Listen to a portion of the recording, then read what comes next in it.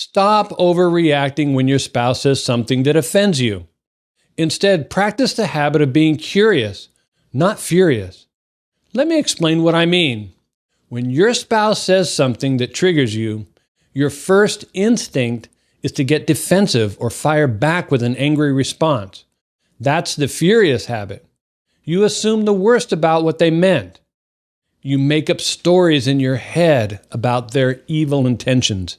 And before you know it, you're in a full-blown argument over something that probably could have been cleared up with one simple question. If you want to overcome the habit of getting furious every time you feel triggered, you need to start focusing on the habit of getting curious.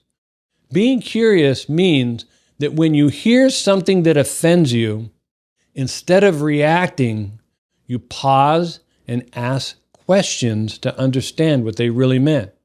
For instance, your spouse says something like, "That feels like criticism," and instead of getting defensive, you say something like, "Help me understand what you just meant by that."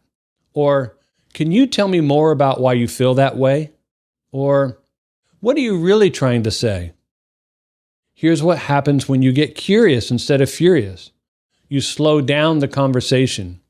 You give your spouse a chance to clarify, and most of the time, you're going to discover that they didn't mean what you thought they meant at all.